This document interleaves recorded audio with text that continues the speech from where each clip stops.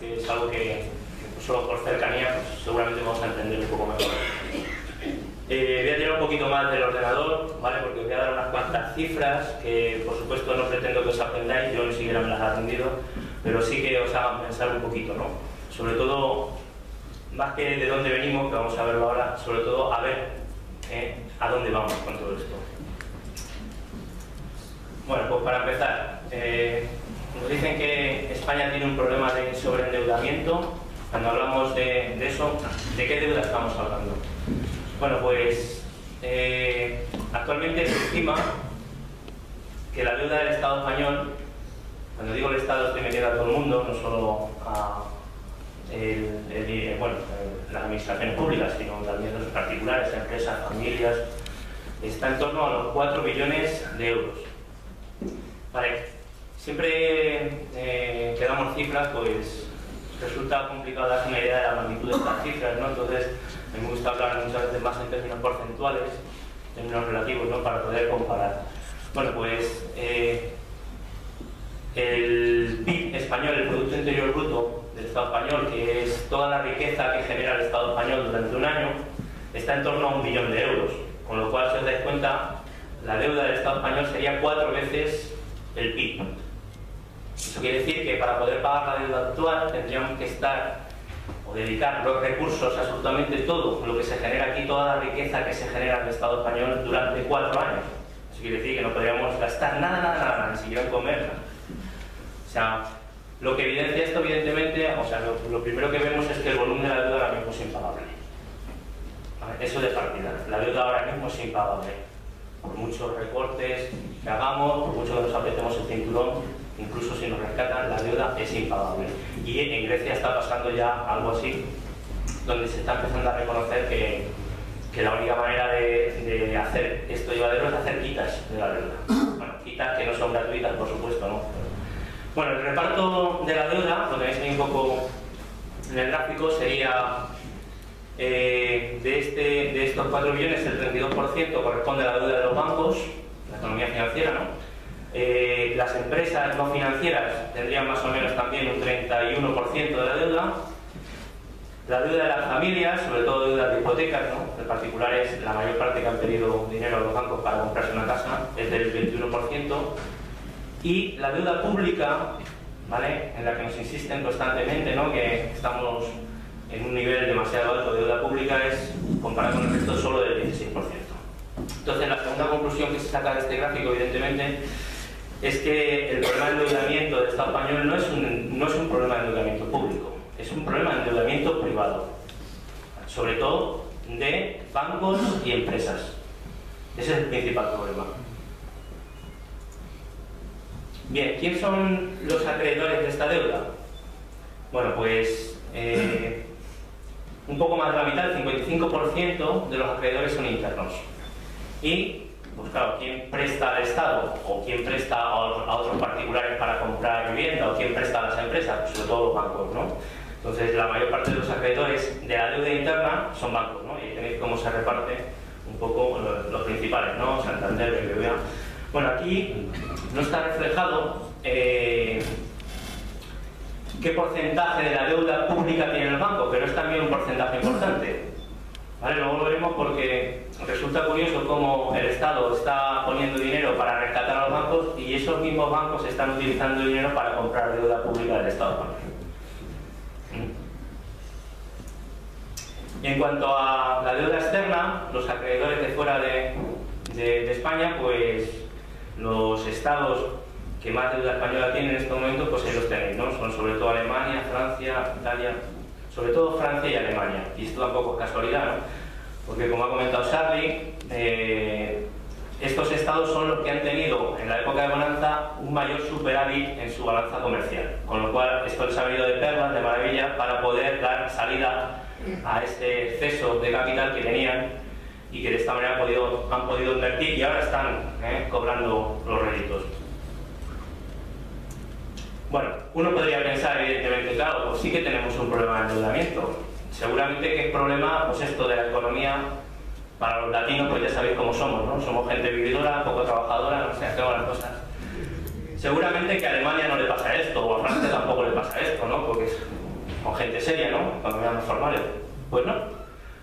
Aquí tenemos una comparativa de cómo están las deudas de otros países, incluida, pues, por ejemplo, la de Alemania, ¿no?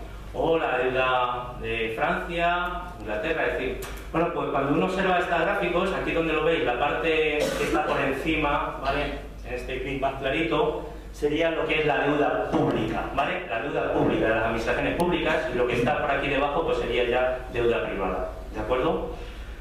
Bueno, pues si os dais cuenta, la deuda del Estado español, pues se parece bastante al resto de los estados, incluso nos atrevemos, podemos ver que lo que es la parte pública es inferior a la de otros estados, como por ejemplo Alemania. La deuda pública, ¿vale? Alemana está en un 86% del PIB, mientras que la del Estado español, bueno, estos datos habría que actualizarlo, está ya en el 70 y tantos. Luego contaré cómo ha subido la deuda pública, ¿no? Pero la cuestión es, como veis, que esto no es una cuestión de hacer bien las cuentas o no, de tener cabeza o no, sino que es algo generalizado, consecuencia de lo que ha comentado Xavi, de este modelo de crecimiento basado en deuda, ¿no? Que es lo que ha puesto en práctica esta fase del capitalismo financiero. Bueno, ¿cómo hemos llegado hasta aquí? Bueno, pues aquí tampoco me voy a entretener mucho porque seguramente que ya os lo imagináis. En este contexto, ¿no?, de financiarización de la economía, donde lo que se busca es conseguir la mayor rentabilidad del dinero en el menor tiempo posible, pues eso, la única manera de hacerlo, evidentemente con la economía productiva, sabéis que no, sabéis lo que cuesta, ¿no?, ganar un euro, ¿no?, con el sudor de la frente, pues lo único que se puede hacer es crear burbujas de todo tipo, ¿no? Aquí la burbuja principal ha sido la burbuja inmobiliaria, ¿no?, pero no ha sido la única y seguramente, por desgracia, será la última, ¿no? Ha habido burbujas de muchos tipos a lo largo de la historia, pero bueno, en el caso del Estado español, la principal burbuja ha sido la burbuja inmobiliaria, como podéis, o como seguramente ya sabéis. Y esta burbuja ha sido posible, pues fundamentalmente, bueno, a una serie de hechos que han acontecido, y lo más importante serían estos, ¿no? Claro, porque cuando uno quiere entrar en el juego este del endeudamiento, ¿vale?, para conseguir a su vez prestar y rápidamente hacer que eso vaya creciendo, pues al principio tiene que tener alguien que le preste dinero. Si yo no consigo que me presten dinero, no voy a poder entrar en el juego. Bueno, pues lo que ha permitido esto ha sido básicamente, pues, en primer lugar, han sido los acontecimientos que iban preparando el terreno para todo esto, ¿no? En el 96 ya se aprueba por el gobierno nacional la ley de liberalización del suelo, ¿no?, que básicamente lo que permite es que ya los ayuntamientos, pues, tienen mucha más facilidad para recalificar terrenos, ¿no?, convertir terrenos no urbanizables en urbanizables. Casi al mismo tiempo, en el siguiente año, se aprueba la reforma de la ley de las cajas de ahorro, que básicamente lo que permite a las cajas, que normalmente eran entidades que se dedicaban sobre todo a financiar a familias, pequeñas empresas, ¿no?, pues les permite, ¿no?, ya tener un comportamiento muy parecido al de los bancos, ¿no? De hecho, las cajas ya no se distinguen en nada de los bancos, ¿no?, y son juzgados por los bancos como bancos de inversión, ¿no?, donde el capital ya lo pueden poner en fondos especulativos sin ningún problema. Al mismo tiempo, con esta misma reforma de las cajas, pues también sabéis que se ha empezado a politizar mucho, ¿no?, lo que eran las direcciones de las cajas. Y finalmente, en el 2000, por fin entramos en el euro, y esto provoca dos cosas. Oye, es que creo que la ley del suelo es del 98. ¿Sí? Pues será una errata. Vale, pues gracias. Bueno, en cualquier caso fue antes a la entrada del euro. Sí, fue antes de la entrada del euro. Y justo con la entrada del euro lo que se produce, pues en primer lugar ya tenemos una divisa común, con lo cual los mercados financieros y los prestamistas del exterior, pues ya no estamos comparando la peseta con el marco, ¿no?, sino que estamos hablando del euro, que es una moneda, con lo cual despejamos ya todas las incógnitas sobre el tema de la divisa, y al mismo tiempo se produce una bajada generalizada de los tipos de interés, con lo cual tanto los bancos como las cajas, ¿no?, ahora tienen la vía libre para acceder a dinero bastante fácil y bastante barato. Entonces, si ya tenemos capacidad, ¿vale?, para endeudarnos, ya nos dan el dinero con mucha facilidad los mercados, y al mismo tiempo tenemos liberalización del suelo, ¿no?, pues está todo servido, ¿no?, para empezar a invertir en ladrillo. ¿De acuerdo? Y ya no voy a meter mucho en esto porque sabéis de eso lo que ha pasado, ¿verdad? Ahí tenéis un poco la evolución de los precios de la vivienda en España del 95 al 2007. se ha multiplicado casi en un 200% en 10 años. Fijaos qué burrada. Y si esto, al mismo tiempo que hubieran evolucionado los precios de la vivienda, por eso hablamos de burbuja, ¿no? Hubieran evolucionado al mismo nivel los rendimientos de trabajo, es decir, los salarios, pues no hubiera habido demasiado problema, ¿no? Pero es que claro, cuando uno compara esto con el crecimiento de los salarios, pues fijaos la desproporción que hay, ¿no? La línea de abajo es el crecimiento en este mismo periodo de los salarios, salarios nominales, sí, frente a lo que ha sido el crecimiento de esto, ya sería en términos, claro, porcentuales. Bien, entonces fijaos cómo ha sido también, a raíz de esto, el incremento de la deuda por sectores, ¿no? Esos mismos sectores que son los que explicábamos antes en la deuda del Estado español, pues el incremento ha sido, esto sería en cuanto se ha incrementado la deuda desde el 2003 al 2011 más o menos, ¿no? Pues si os dais cuenta, el sector que más ha incrementado el endeudamiento ha sido el sector de la banca, en base a las políticas estas de inclusión ladrillo, en casi un 450%, fijaos, mientras que las empresas pues se han endeudado, pero han llegado ahí a un 100%, las familias igual, y el Estado ha aumentado también su endeudamiento, pero mucho menos que lo que ha sido la banca. Bueno, esto voy a pasar. Aquí simplemente este gráfico refleja cuál ha sido la evolución del endeudamiento del sector no financiero, que serían las empresas, el azul, de los hogares, de las familias, que sería el naranja, y de lo que sería la parte pública de la deuda, ¿vale? Ahí pone Estado, ¿de acuerdo? Pero nos referimos a las administraciones públicas. Entonces, hay una cosa así que sí es curiosa, que podemos ver como más o menos lo que es la deuda pública, pues ha estado más o menos controlada hasta el año 2006-2007, y justo en el 2007, que curiosamente es cuando se estalla la burbuja inmobiliaria, ¿no? Y cuando entramos en la crisis, la deuda pública ha empezado a subir. Bueno, ¿y esto por qué? ¿Por qué ha empezado a subir tanto la deuda pública? Bueno, pues evidentemente, en primer lugar, porque el Estado ya tiene menos ingresos, ¿no? En el momento que estalla la burbuja inmobiliaria hay menos empleo, hay mucha más gente en el paro, se cotiza menos, al mismo tiempo tengo que dar más prestaciones, eso supone más gastos, menos ingresos, ¿no? En el momento en que yo ya tengo más gastos que ingresos, tengo que aumentar la deuda, ¿vale? Tengo que pedir dinero prestado. Pero fundamentalmente ha sido por las ayudas al sector financiero. Es decir, la mayor parte del incremento de la deuda pública en los últimos 4 años, ¿vale? Desde que comenzó la crisis, ha sido fundamentalmente por el dinero que se les está dando de una manera o de otra a los bancos para que no caigan, ¿vale? Bueno, ¿y esto por qué? Bueno, pues como habéis visto antes, si una empresa o una familia o un particular en general no puede pagar una deuda, pues al final se declara insolvente y se acabó. Pero un Estado no se puede declarar insolvente. Un Estado, de alguna manera, tiene que renegociar la deuda, ¿vale? Pero tiene que seguir pagándola. Entonces, de ahí el gran interés, sobre todo los grandes bancos, no solo los españoles, los alemanes, los franceses, de reconvertir las deudas privadas en públicas. ¿Vale? Ese es el interés. Fijaos, de las ayudas que se le está concediendo a la banca en estos últimos años, pues tenemos ya la prioridad de 141.000 millones de euros, que se han ido dando con instrumentos muy diversos, ¿no? Participaciones preferentes convertibles, aportaciones incluso de capital a las entidades, esquema de protección de activos, ¿no? Cuando se han fusionado los bancos, unos con otros utilizaban estas fórmulas también, adquisición de activos, pero sobre todo avales bancarios, ¿no? El Estado español está avalando a nuestras entidades financieras para que éstas puedan seguir endeudándose.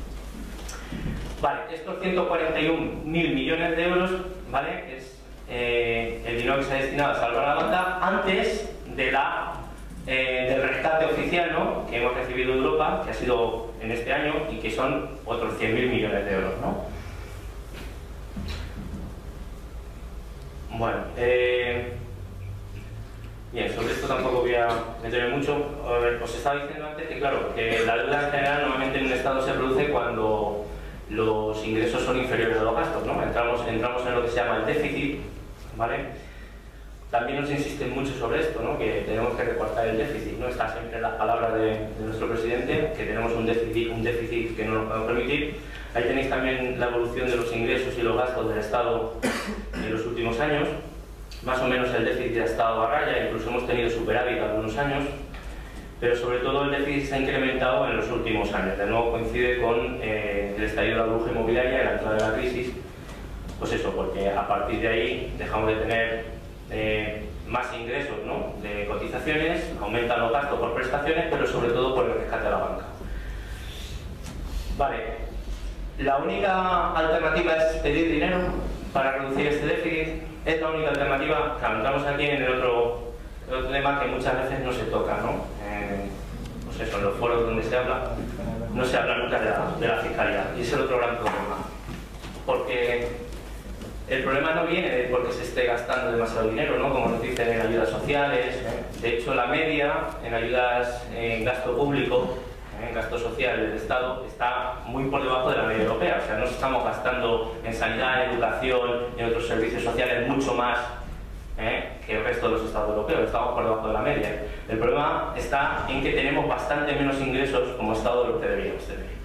Hay también una serie de reformas que se han producido sobre todo a partir, ¿no?, de 2007, a partir de la crisis, que ha provocado una regresión muy importante en la fiscalidad, ¿no? En primer lugar, la reducción del impuesto de sociedades, ¿vale? En el 2007 las empresas han pasado a pagar las grandes de un 35% a un 30%, mientras que las pequeñas han pasado de un 30% a un 25%, con la excusa, ¿no?, de que había que hacerlas más competitivas, la historia siempre, ¿no? No solo eso, la base imponible sobre la que cotizan, en base a distintos instrumentos a los que se han acogido y que se han inventado, pues también se ha reducido, ¿vale?, en un 44%, cuando el beneficio de las empresas solo se ha reducido en un 13%, ¿no? De esta manera, al final, la tasa real que están pagando las empresas en base al impuesto de sociedades, pues solamente no llega al 10%, es un 9,9%, mientras que la media, ¿vale?, en Europa está en torno al 26%, que es lo que están pagando las empresas europeas. Por otro lado, en cuanto a las personas, en cuanto al IRPF, pues también ha habido una reducción, sobre todo para los tramos de las rentas más altas. En los últimos años se ha pasado de un 65%, que es lo que estaban pagando las rentas más altas, a un 50%. Todo esto de nuevo dejan de ser ingresos para el Estado. Al mismo tiempo, y esto fue en la época del gobierno del PSOE, pues se han eliminado los impuestos del patrimonio y de sucesiones. Por otro lado, se han creado el invento este de las SICAV, ¿no?, las sociedades de inversión de capital variable, que básicamente es un invento, ¿no?, para que los grandes patrimonios, las grandes fortunas puedan gestionar su dinero y solo tengan que cotizar por ello un 1%. ¿Vale? Con todo esto se da la paradoja ahora mismo de que un obrero en media está aportando más al Estado que cualquier empresa, en términos medios. Es decir, el obrero pone más pasta para financiar lo público que las empresas. Y luego, bueno, ni que hablar tiene de todo el tema de la persecución del fraude fiscal, que ha sido, pues tanto con un gobierno como con otro, prácticamente obviado, ¿no? Ahora se ha destapado, ¿no?, todo esto, ¿no?, del caso Gürtel y demás. La gente está escandalizada, pero esto viene de muy atrás, no es... Se estima, ¿no?, dicen que lo que se ha evadido de impuestos es en torno a unos 90.000 millones de euros. Yo esto tampoco controlo mucho, ¿no?, pero... Anual. Sí, anual. Bueno, esa es la evolución que han tenido los impuestos de la renta, del patrimonio y del IVA, ¿no? Como han ido bajando, sobre todo a partir del 2007, que es cuando comienza la crisis. Y claro, entramos ya de hacia dónde vamos, ¿no? Bueno, ¿cuáles son las consecuencias de este sobreendeudamiento?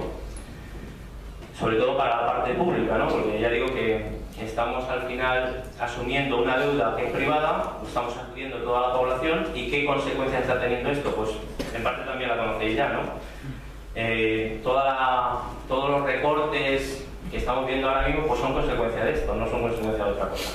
Para que os deis una idea del volumen de dinero que supone frente a determinados sectores como educación, sanidad, etcétera, aquí tenéis una comparativa de lo que se está pagando, no devolución de capital de deuda, solo pago de intereses, fijaos, esto es solo pago de intereses de deuda. Esto es del 2011, pero si habéis mirado los presupuestos del 2013, el pago de intereses de deuda se va ya a la frenada de más de 40.000 millones de euros, mientras que en educación o en sanidad apenas llega al 2% del PIB.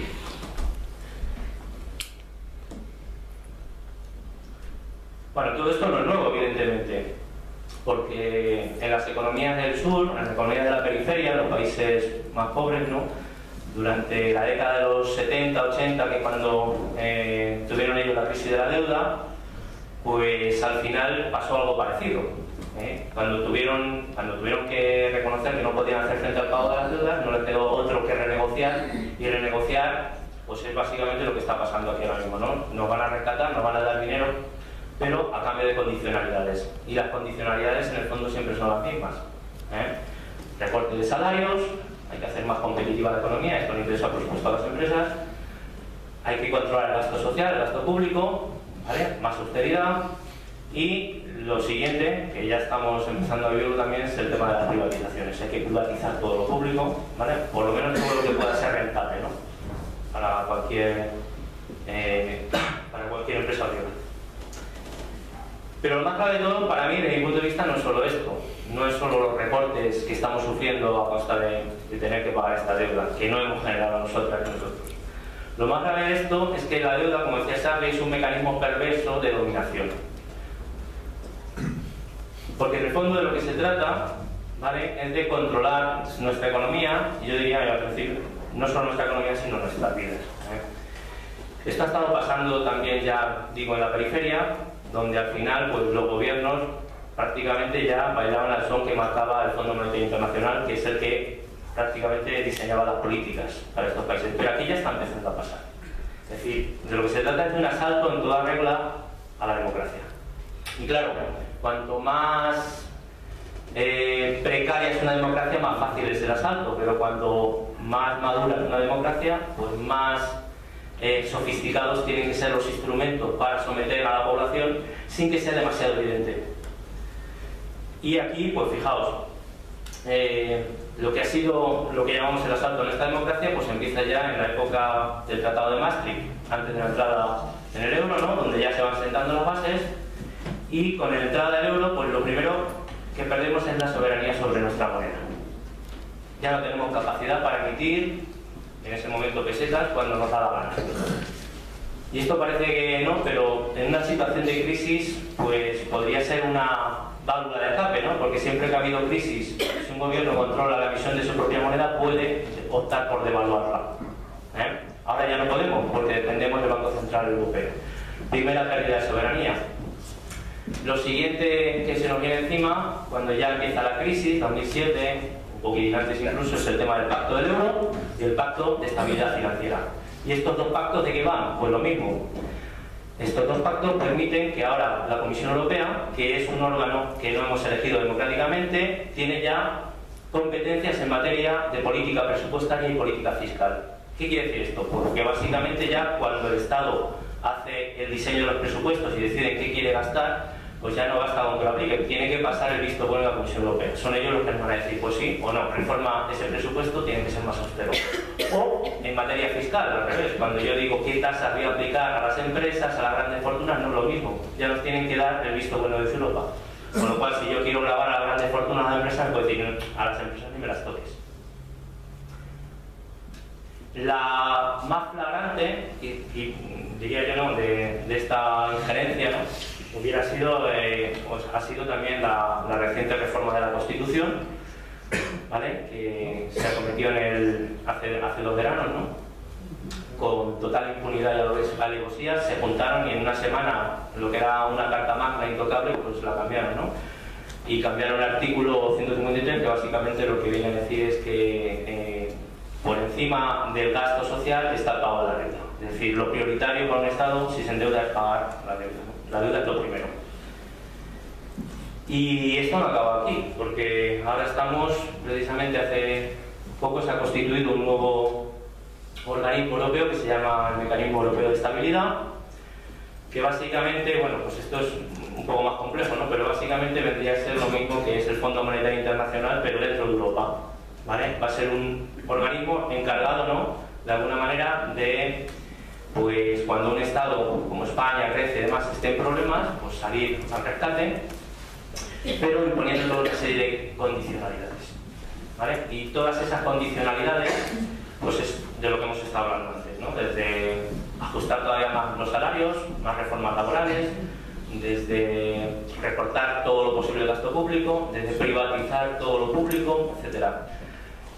¿A dónde vamos con todo esto? Bueno, pues yo lo que vislumbro básicamente es que al final sí que vamos a ir a una Unión Europea, pero va a ser una unión conseguida a base de que todos los Estados renuncien a su soberanía y que al final todas las políticas europeas se coordinen o se diseñen desde instituciones como el MEDE o la Comisión Europea o incluso el propio Fondo Monetario Internacional, que son instituciones de lo más antidemocráticas, porque ninguno de los que estamos aquí las hemos elegido. Bueno, pues eso es un poco lo que yo quería contar y claro, el panorama es bastante negro de no pararlo y en eso estamos, ¿no? Vamos a, ante esto, ¿qué alternativas? ¿Qué podemos hacer los ciudadanos, no? De eso ya va a hablar Guiomar.